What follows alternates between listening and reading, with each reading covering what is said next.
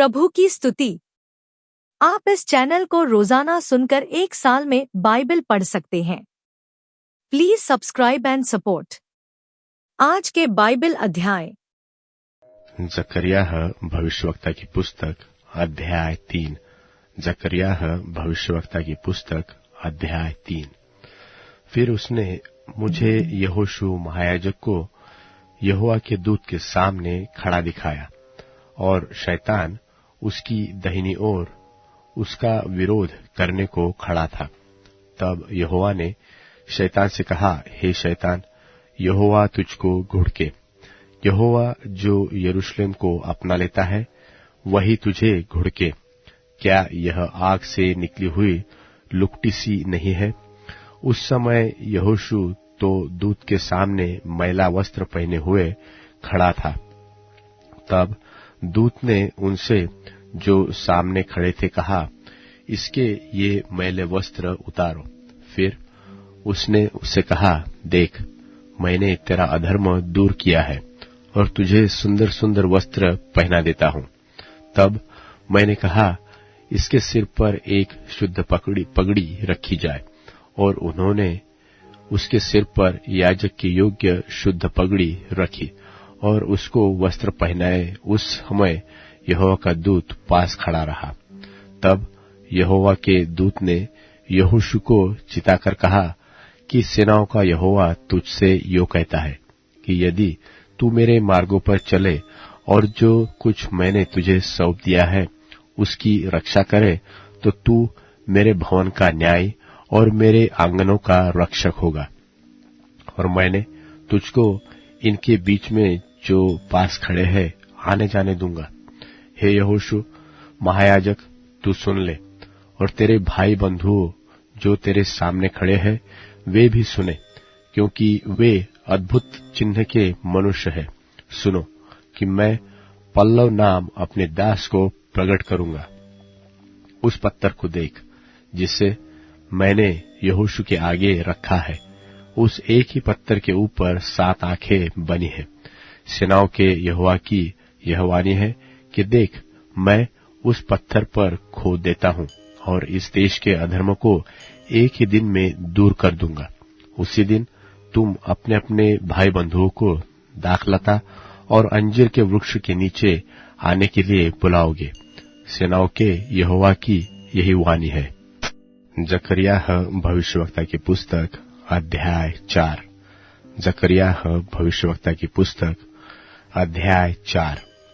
फिर जो दूत मुझसे बातें करता था, उसने आकर मुझसे ऐसा जगाया जैसा कोई नींद से जगाया जाता है, और उसने मुझसे पूछा कि तुझे क्या देख पड़ता है?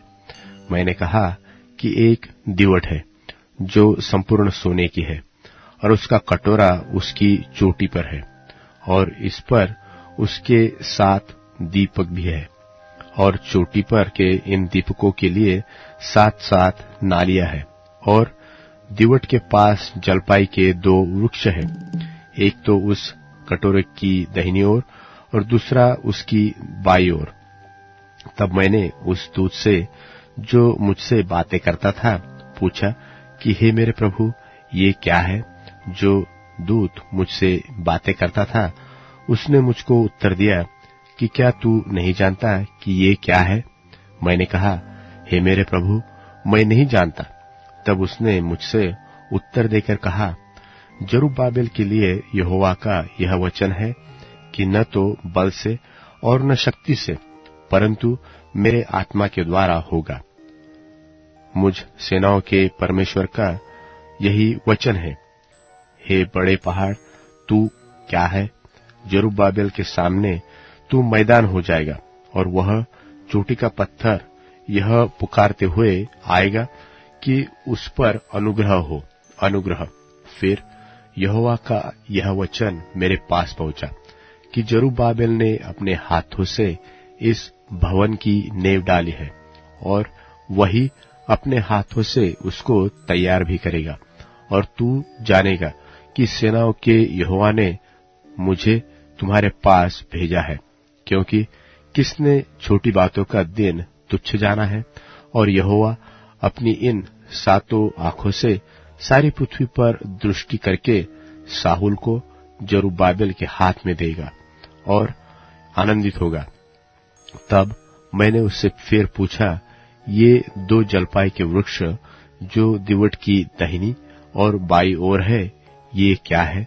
फिर मैंने दोबारी बार उससे पूछा कि जलपाई की दोनों डालियां जो सोने की दोनों नालियों के द्वारा अपने में से सोनहला तेल उंडेलती है, वह क्या है? उसने मुझसे कहा, तू न जानता कि ये क्या है? मैंने कहा, हे मेरे प्रभु, मैं नहीं जानता। तब उसने कहा, इनका अर्थ ताजे तेल से भरे हुए 2 पुरुष है जो सारी पृथ्वी के परमेश्वर के पास हाजिर रहते हैं। जकरियाह भविष्यवक्ता की पुस्तक अध्याय 5। जकरियाह अध्याय 5। फिर मैंने जो आंखें उठाई तो क्या देखा कि एक लिखा हुआ पत्र उड़ रहा है। दूत ने मुझसे पूछा कि तुझे क्या देख पड़ता है?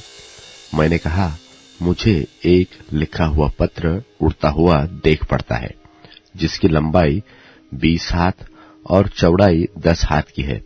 तब उसने मुझसे कहा, यह वह शाप है जो इस सारे देश पर पड़ा चाहता है, अर्थात जो कोई चोरी करता है वह उसकी एक ओर लिखे हुए के अनुसार मैल की नाई निकाल दिया जाएगा, और जो कोई शपथ खाता है वह उसकी दूसरी ओर लिखे हुए के अनुसार मैल की नाई निकाल दिया जाएगा। सेनाओं के यहोवा की यही वाणी है कि मैं उसको ऐसा चलाऊंगा कि वह चोर के घर में और मेरे नाम की झूठी शपथ खाने वाले के घर में घुसकर ठहरेगा और उसको लकड़ी और पत्थरों समेत नाश कर देगा। तब जो दूत मुझसे बातें करता था उसने बाहर जाकर मुझसे कहा, आंखें उठाकर देख कि वह क्या वस्तु निकल जा रही है। मैंने पूछा कि वह क्या है? उसने कहा, वह वस्तु जो निकल जा रही है वह 1 एपा का नाप है। उसने फिर कहा, सारे देश में लोगों का यही रूप है।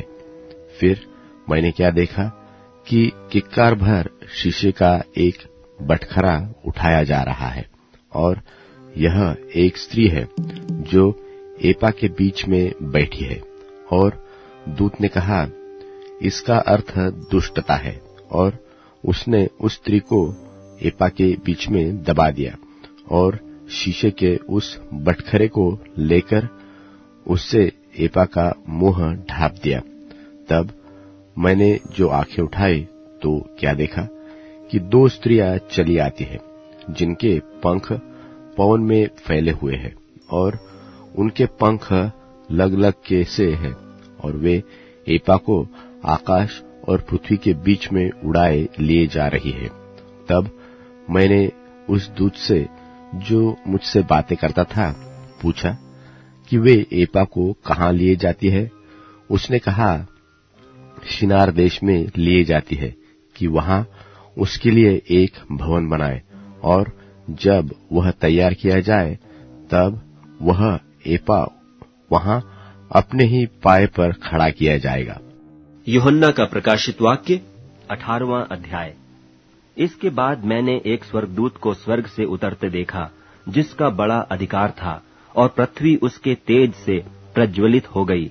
उसने ऊंचे शब्द से पुकार कर कहा कि गिर गया, बड़ा बाबुल गिर गया है, और दुष्टात्माओं का निवास, और हर एक अशुद्ध आत्मा का अड्डा, और एक अशुद्ध और घृणित प्राणी का अड्डा हो गया, क्योंकि उसके व्यभिचार के भयानक मदिरा के कारण सब जातियां गिर गई हैं, और पृथ्वी के राजाओं ने उसके साथ व्यभिचार किया है, और पृथ्वी के व्यापारी उसके सुख विलास की बहुतायत के कारण धनवान हुए हैं। फिर मैंने स्वर्ग से किसी और का शब्द सुना कि हे मेरे लोगो, उस में से निकल आओ कि तुम उसके पापों में भागी न हो, और उसकी विपत्तियों में से कोई तुम पर आ न पड़े, क्योंकि उसके पाप स्वर्ग तक पहुंच गए हैं, और उसके अधर्म परमेश्वर को स्मरण आए हैं। जैसा उसने तुम्हें दिया है वैसा ही उसको भर दो, और उसके कामों के अनुसार उसे 2 गुना बदला दो। जिस कटोरे में उसने भर दिया था, उसी में उसके लिए 2 गुणा भर दो। जितनी उसने अपनी बड़ाई की और सुख विलास किया, उतनी उसको पीड़ा और शोक दो, क्योंकि वह अपने मन में कहती है, मैं रानी हो बैठी हूँ, विधवा नहीं, और शोक में कभी न पड़ूंगी। इस कारण एक ही दिन में उस पर विपत्तियां आ पड़ेंगी, अर्थात मृत्यु और शोक और अकाल, और वह आग में भस्म कर दी जाएगी, क्योंकि उसका न्यायी प्रभु परमेश्वर शक्तिमान है। और पृथ्वी के राजा जिन्होंने उसके साथ व्यभिचार और सुख विलास किया, जब उसके जलने का धुआं देखेंगे तो उसके लिए रोएंगे और छाती पीटेंगे, और उसकी पीड़ा के डर के मारे दूर खड़े होकर कहेंगे, हे बड़े नगर बाबुल, हे दृढ़ नगर, हाय हाय, घड़ी ही भर में तुझे दंड मिल गया है। और पृथ्वी के व्यापारी उसके लिए रोएंगे और कल्पेंगे, क्योंकि अब कोई उनका माल मोल न लेगा, अर्थात सोना, चांदी, रत्न, मोती और मलमल और बैंजनी और रेशमी और किरमिजी कपड़े और हर प्रकार का सुगंधित काठ और हाथी दांत की हर प्रकार की वस्तुएं और बहुमोल काठ और पीतल और लोहे और संगमरमर के सब भांति के पात्र और दारचीनी, मसाले, धूप, इत्र, लोबान, मदिरा, तेल, मैदा, गेहूं, गाय, बैल, भेड़, बकरियां, घोड़े, रथ और दास और मनुष्यों के प्राण, अब तेरे मन भावने फल तेरे पास से जाते रहे, और स्वादिष्ट और भड़कीली वस्तुएं तुझसे दूर हुई हैं, और वे फिर कदापि न मिलेंगी। इन वस्तुओं के व्यापारी जो उसके द्वारा धनवान हो गए थे, उसकी पीड़ा के डर के मारे दूर खड़े होंगे और रोते और कल्पते हुए कहेंगे, हाय हाय, यह बड़ा नगर जो मलमल और बैंजनी और किरमिजी कपड़े पहने था और सोने और रत्नों और मोतियों से सजा था, घड़ी ही भर में उसका ऐसा भारी धन नाश हो गया। और हर एक माझी और जल यात्री और मल्लाह और जितने समुद्र से कमाते हैं, सब दूर खड़े हुए और उसके जलने का धुआं देखते हुए पुकार कर कहेंगे, कौन सा नगर इस बड़े नगर के समान है? और अपने अपने सिरों पर धूल डालेंगे और रोते हुए और कल्पते हुए चिल्ला चिल्ला कर कहेंगे कि हाय हाय, यह बड़ा नगर जिसकी संपत्ति के द्वारा समुद्र के सब जहाज वाले धनी हो गए थे, घड़ी ही भर में उजड़ गया। हे स्वर्ग और हे पवित्र लोगों और प्रेरितों और भविष्यद्वक्ताओं, उस पर आनंद करो, क्योंकि परमेश्वर ने न्याय करके उससे तुम्हारा पलटा लिया है। फिर एक बलवंत स्वर्गदूत ने बड़ी चक्की के पाट के समान एक पत्थर उठाया और यह कहकर समुद्र में फेंक दिया कि बड़ा नगर बाबुल ऐसे ही बड़े बल से गिराया जाएगा और फिर कभी उसका पता न मिलेगा।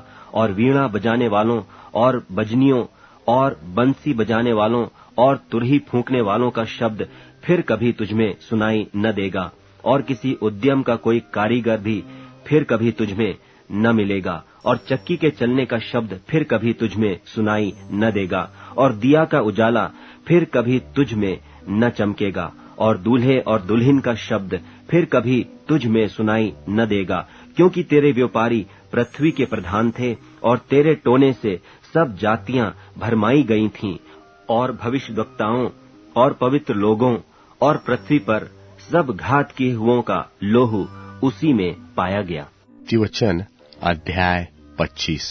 नीतिवचन अध्याय 25। सुलेमान के नीतिवचन ये भी है जिन्हें यहूदा के राजा हिजकिय्याह के जनों ने नकल की थी। परमेश्वर की महिमा गुप्त रखने में है, परंतु राजाओं की महिमा गुप्त बात के पता लगाने से होती है। स्वर्ग की ऊंचाई और पृथ्वी की गहराई और राजाओं का मन, इन तीनों का अंत नहीं मिलता। चांदी में से मैल दूर करने पर सुनार के लिए एक पात्र हो जाता है। राजा के सामने से दुष्टता को निकाल देने पर उसकी गद्दी धर्म के कारण स्थिर होगी। राजा के सामने अपनी बढ़ाई न करना और बड़े लोगों के स्थान में खड़ा न होना, क्योंकि जिस प्रधान का तूने दर्शन किया हो उसके सामने तेरा अपमान न हो, वरन तुझसे यह कहा जाए कि आगे बढ़कर विराज। झगड़ा करने में जल्दी न करना, नहीं तो अंत में जब तेरा पड़ोसी तेरा मुंह काला करे तब तू क्या कर सकेगा। अपने पड़ोसी के साथ वाद विवाद एकांत में करना और पराया का भेद न खोलना। ऐसा न हो कि सुनने वाला तेरी भी निंदा करे और तेरा अपवाद बना रहे। जैसे चांदी की टोकरियों में सोनहले सेब हो, वैसा ही ठीक समय पर कहा हुआ वचन होता है। जैसे सोने का नथ और कुंदन का जेवर, वैसे ही मनाने वाले के कान में बुद्धिमान की डांट भी अच्छी लगती है।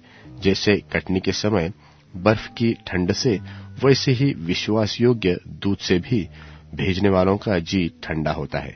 जैसे बादल को पवन बिना वृष्टि निर्लाभ होते हैं, वैसे ही झूठ मूठ दान देने वाले का बढ़ाई मारना होता है। धीरज धरने से न्याय मनाया जाता है और कोमल वचन हड्डी को भी तोड़ डालती है। क्या तूने मधु पाया? तो जितना तेरे लिए ठीक हो उतना ही खाना। ऐसा न हो कि अधिक खाकर उसे उगल दे। अपने पड़ोसी के घर में बार बार जाने से अपने पाँव को रोक। ऐसा न हो कि वह खिन्न होकर घृणा करने लगे। जो किसी के विरुद्ध झूठी साक्षी देता है, वह मानो हथौड़ा और तलवार और पैना तीर है। विपत्ति के समय विश्वासघाती का भरोसा टूटे हुए दांत व उखड़े पांव के समान है। जैसा जाड़े के दिनों में किसी का वस्त्र उतरवाना व सज्जी पर सिरका डालना होता है, वैसा ही उदास मन वाले के सामने गीत गाना होता है। यदि तेरा बैरी भूखा हो तो उसको रोटी खिलाना, और यदि वह प्यासा हो तो उसे पानी पिलाना, क्योंकि इस रीति तू उसके सिर पर अंगारे डालेगा और यहोवा तुझे इसका फल दे। जैसे उत्तरीय वायु वर्षा को लाती है, वैसे ही चुगली करने के मुख पर क्रोध छो जाता है। लंबे चौड़े घर में झगड़ालू पत्नी के संग रहने से छत के कोने पर रहना उत्तम है। जैसा थके मांदे प्राणों के लिए ठंडा पानी होता है, वैसा ही दूर देश से आया हुआ शुभ समाचार भी होता है। जो धर्मी दुष्ट के कहने में आता है, वह गदले सोते और बिगड़े हुए कुएं के समान है। बहुत मधु खाना अच्छा नहीं, परंतु कठिन बातों की पूछपाछ महिमा का कारण होता है। जिसकी आत्मा वश में नहीं, वह ऐसे नगर के समान है जिसकी शहर पनाह नाका करके तोड़ दी गई हो।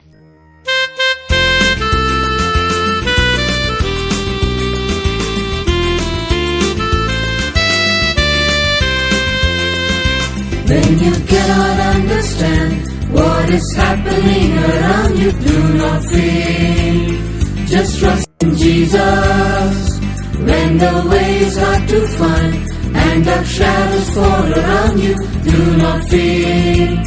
Just trust in Jesus. When you cannot understand what is happening around you, do not fear. Just trust in Jesus. When the way is hard to find and dark shadows fall around you, do not fear. Just trust in Jesus. Come and worship, come and sing. Just forget about your worries and exalt Him. He's a keeper and He wants to be your friend. Do not fear. Just trust in Jesus. Like the giants of the land, when life's challenges defy you, do not fear. Just trust in Jesus. Be bold and march into the land. The God of Joshua is with you. Do not fear. Just trust in Jesus. Come and worship, come and sing. Just forget about your worries and exalt Him. He's a keeper, and He wants to be your friend. Do not fear, just trust in Jesus. Come and worship, Come and worship, come and sing. come and sing. Just forget about your worries and exalt Him. He's a keeper, He's your keeper. and He wants to be your friend. Do not fear, just trust in Jesus. अब Amazon Music, TuneIn, Spotify और YouTube Music में उपलब्ध है। Please follow it.